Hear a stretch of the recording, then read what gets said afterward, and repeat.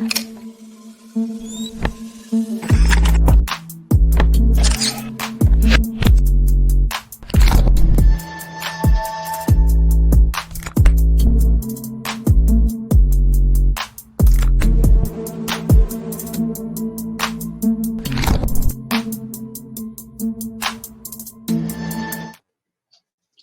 right. Hi, Kartesa, and hi, everybody.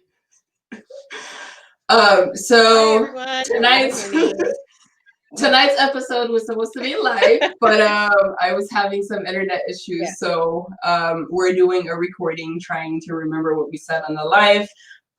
So here goes. Tonight's episode is episode number 6 of Racial Perceptions, where we're going to talk about the intersection between mental health and policy. So we know that the election is coming up next week. There's been a lot of elections in between. And, with everything that's been going on this year, with not just the general election, but with the protests and, the pandemic and everything like that, I feel like overall there's a lot more awareness into mental health and how these things are affecting us. And so I think it's going to be very important to talk about, how we as individuals and as mental health providers, what we can do to ensure that, policies and laws that are going into effect are going to be laws that will open doors for people to be able to Right. access mental health care, access funding, health insurance and everything like that. There's all kinds of things going on tonight. Oh my goodness. Yeah, it's Um. 2020. Oh my goodness, Janine, you are hilarious tonight. I don't think I've laughed so hard in a long time. So yeah, I think that the whole election coming up is a hot Mhm. topic, and I think that you kind of touched it like really well when you said that there's like an intersection of Mhm. politics and mental health. I don't think that people understand kind of how much it does kind of like overlap each other. And Mhm. I think because of that, we have so many like disconnects, like I was just, Right. we were talking about the issue that came up in Texas with like the LCSW having that law passed where they could turn away the LGBTQIA community. Mhm. And because, Yeah, and for people who are not familiar with LCSW, I want to point out that stands for licensed clinical social worker, and they're also mental health providers, clinicians and such. yes, right.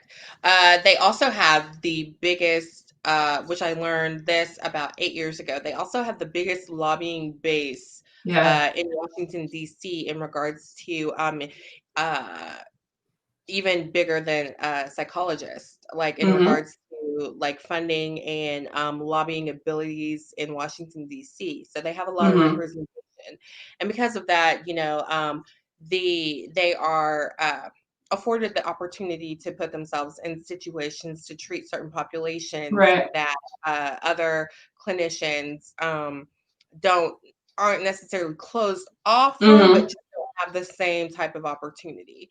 And I think that just knowing that that is, what it is, and Mm-hmm. you're still going to be, if you go to an LCSW or an LPC or an LMFT, which if you guys don't know, LMFT is licensed marriage and family therapist. Mm-hmm. Um, uh, and then of course LPC is licensed professional counselor. So Mm-hmm. if you go to one of these, professionals, you're still going to get mental health treatment. I mean, there might be a different, modality or a different Right.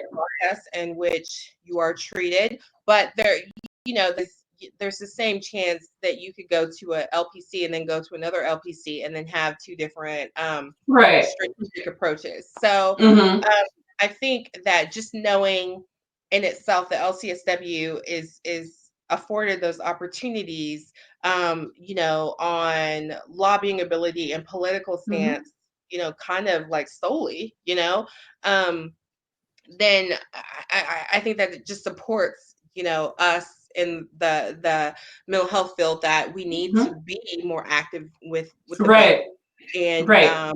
start at the lower level. You Right. have LMFTs, and they see LMFTs are like specialty. That's like their specialty, to see like family and marriage, do Mm-hmm. marriage and family. So, they're seeing, and they have more than one dynamic in their session. And that's what their go-to is. That's how, Mm-hmm. they learn their trade.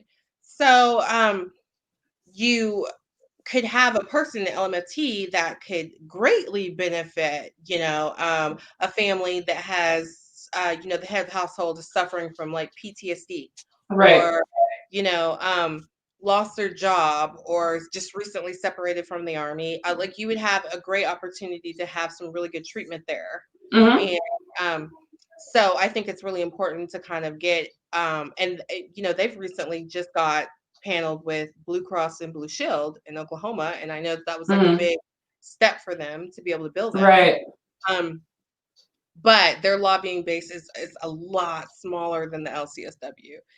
Right. So, um, when it affects literally the amount of money that you can make, like, on a grand scale, then, Mm-hmm. that's important to kind of get out there and make those changes, starting Right. at. And yeah, and I also think it's important for us as providers, like you said, to keep in mind and be aware of the power that we have, like when we actually take a stand and we speak out, and like we speak up about these things. Um, because if you think about it, our field, mental health, and being able to practice in the field, it doesn't exist outside of policy. It doesn't exist outside of politics. Because if you think about it, like even as you were talking about the different licenses, I was thinking about that because LCSW, the licensed clinical social worker, that's like a national license, right? Like it's standardized to where regardless of the state that the person is in, you say LCSW, most people will know what you're talking about. But then when you look at mental health counselors, each state kind of has a different title and a different license for mental health counselors. We Right, have different LPCs. regulations. Yes, we have LPCs, we have LMHCs, we have LCPCs, LCPAA. Like there's so many different ones to where like LBHP. yeah, like there's so many different ones to where it gets confusing as to like, okay, so are you a mental health counselor? Like what exactly are you? And that in itself, I think, can be confusing for clients and for the general population when they're trying to access mental health care. They don't even know what they should be looking for, what qualifications, who they should be looking for.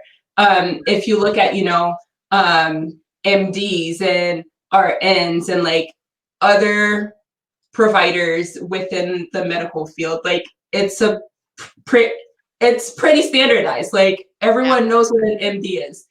yeah, Everyone knows what an RN is. Everyone knows like what those different abbreviations stand for. But then when we look at the mental health field and mental health counselors, there's so many different licenses, it gets confusing. And so one way for us to work on that is to, take action, legislation. And, recently there was a law passed, or a piece of legislation passed that is going to finally open the door for mental health counselors like LPCs, LMHCs to be able to provide care through the VA to veterans. And, whereas for clinical social workers and for psychologists, I mean, they've been able to work within the VA for years now. Yeah, they've had And, that access, and and right. it's been way And easier for them. now, and now mental health counselors are just now being able to work within that that setting, which would not have happened without legislation. And that was in the works for like a decade or so. Yeah. So these things are very important. And looking at funding or different communities and, like the types of care that's available, what people can access, all these things take action. It takes lobbying. It takes legislation. Voting. It takes voting for people Yes. to have access to these things. I Yeah. kind of went on a rant. No, like I definitely absolutely understand what you're saying. Like people don't really know like what they're looking for when Mm-hmm. they're seeking mental health, and that is, a whole thing in itself, because you have, mental health providers that are licensed, and then you have some that aren't licensed. And then, Right. so, I mean, like there's just a lot of different dynamics, Mm-hmm. going both ways. And then with the LCSW, yeah, they are like, it's standardized across the country. Like, they don't have that issue of like recertifying, and like it's kind of funny, I think, because it's political, Mm-hmm. but you have individuals that have like go for like the LMFT. That's like Mm-hmm. a specific license that you have to Right. go and like study for. And I mean, it's Mm-hmm. it's very complex studying and material and specific types of Right. classes that you have to take and tests that you have to pass. And so when you're looking for, mental health treatment, you could go either way with that. You could go Mm-hmm. with, a social worker. You could go with a family therapist. You could go with a professional counselor. I mean, like Mm-hmm. it's not, you know, but being separated within the community because of politics, and Mm-hmm. not being able to have it like really addressed, because we can't Right. get, like the lobbying together. Um, Mm-hmm. I mean, there's like difference in pay. When you have like Mm-hmm. a difference in pay, I mean, it's a pretty grand scale. At least, Right. um, you have a pretty big difference in a Mm-hmm. pay for services that are very similar, Right. and the workload is very similar, and the Mm-hmm. expertise that you have to have is very similar, and the Mm-hmm. schooling and the experience is all very similar. Right. So in itself, that's something that should be kind of looked into as Mm-hmm. we try to make changes, like you said, at the lower Right. level, like starting at Right. the lower level. I Yeah, went on a tangent absolutely. right after you. I just went Say on a that tangent. again. I went on a tangent right after you Oh, did. this is important. This is Yeah, very important. And I just want people to know that, don't wait for the general elections for you to vote.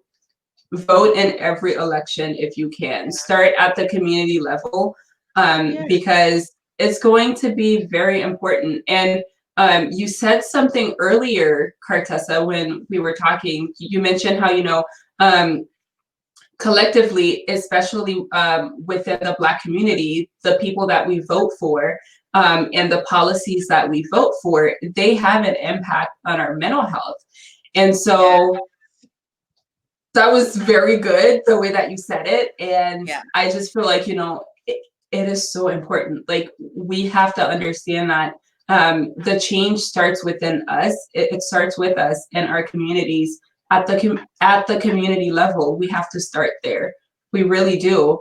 And mental health is so important. Oh, I almost forgot to mention how recently the House passed the legislation that will now allow for a uniform number similar to 911 for mental health emergencies.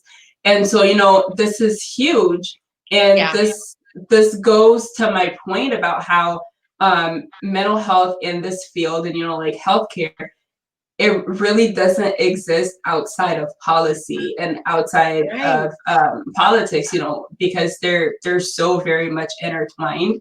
And And so, how fair is that? And how easy is that to fall into a basis of, systemic oppression? You know what I mean? mm-hmm, When you're looking at funding and I mean, it just came to me like when you're looking at funding, mental health, they get their funding gets cut all the time, mm-hmm, consistently. And these are because of lawmakers that we have voted in. So right, it does directly affect our mm-hmm, mental health and our mm-hmm, ability to make changes. Um, mm-hmm, we don't have that collective idea that we could really make a yeah, change when so few Black Americans vote. So few. mm-hmm, It's outrageous. So few of us vote. If just double what voted in the last election would vote for this, there would be a wave of change. mm-hmm, It would just statistically, it would be overwhelming if like just double. Now let's just say, you know, because I don't know the exact percentage, but I know it was not more than 10%.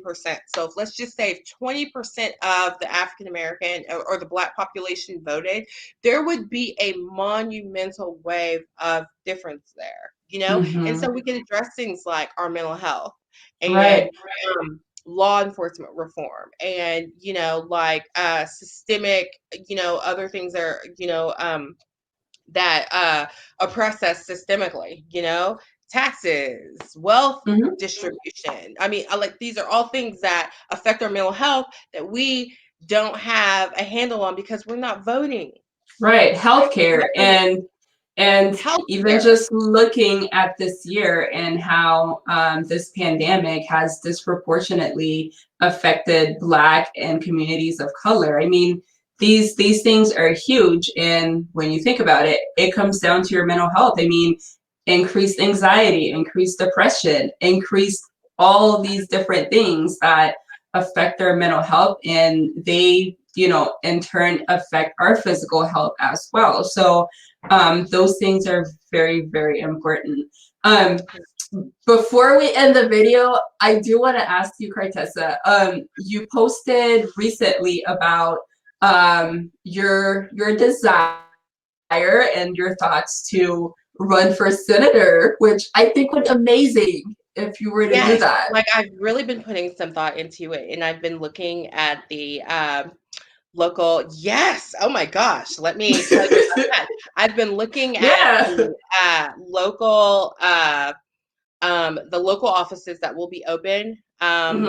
next October next year, and then also in Hmm. 2022 at the midterm. And I do Hmm. plan to. I'm going to say this out loud. Oh my God, I do plan Yeah, to you're saying it find. out loud. You're saying it to the internet. So now you got to do it. I do plan on finding an office that's suitable for me, that Hmm. I can like I can see myself developing the funding for, because I do Hmm. believe that I would have the social support that I needed, and so I do believe that Hmm. I could get funded socially. Like Hmm. I do believe like if I fundraised and I mean I do have that confidence. I do think that I Hmm. could do it. I just have to find the spot, and then of course, Hmm. develop my platform, and Right. which is going to be absolutely education, mental health, and taxes. And Hmm. so, yes, I am very much looking to do that. And so, look to see me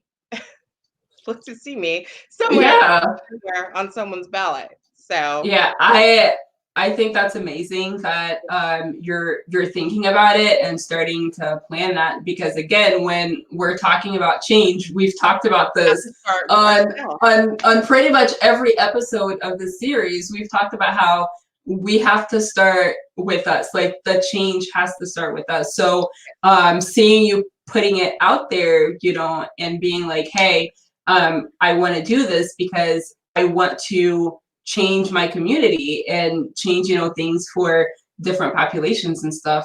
I think Yeah, it's amazing, and I think it's very inspiring that it's you're oh stepping up to that. Stop. Love Don't that. start crying. Don't start God. I crying. won't. I won't. But it is like a deep drive inside, and I think that Mhm. having that something has to be done, and you have to do it, kind of like, Mhm. all right, well, let's see what I can do. Let's see how far I Right. can go.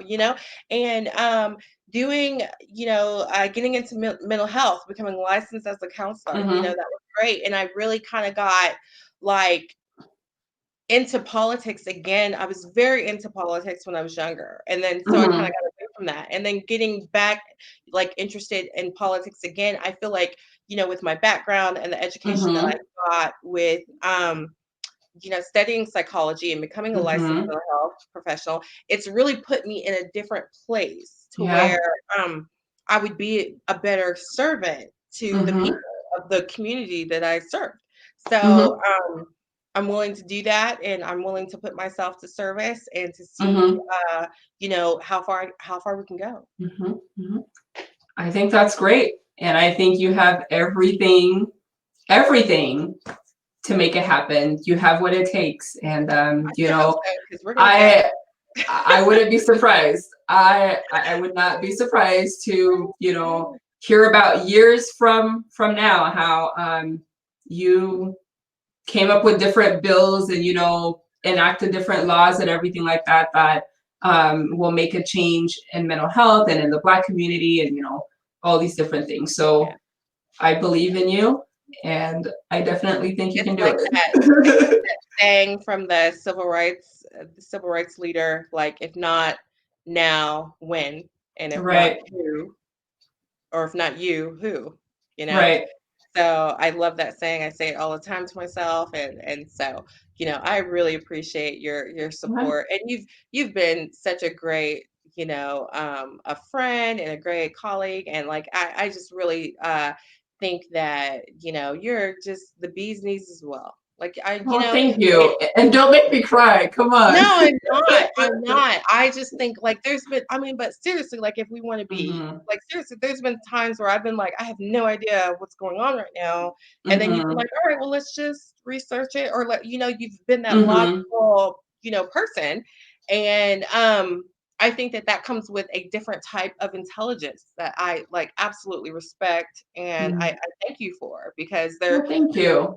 I wouldn't have been, I would have been like, huh, how am I? How should I learn about this? And you've been right there like, well, let's just, check it out. And I'm like, all right, I can see that, and so I thank you Mhm. for that and your support. So, Mhm. and I'll be coming to you for like help. Okay, well, I am looking forward to seeing this. Like, I feel like I'm gonna be getting like a front, it's like the front right seat, or I Yes. don't even Oh know what I'm yeah. trying to say. So Yes. I got yeah, all the tickets for I you, Lee. I got I all am the looking forward publicity. to it for sure. So that being said, go out there if you can and vote. It's important.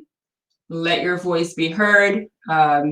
Your voice matters. Your vote matters. So go out there, vote, and make a difference. Vote, vote, vote, vote, vote. If you didn't hear anything else tonight, vote. Yep, vote. All right. Well, bye, Kartesa. Hopefully, we don't have to re-record this video. Yeah, hopefully it goes So, smoothly next time. But we'll see. yeah, Who knows? yep, we'll see. All right. All right. Well, bye. All Bye, right. everybody.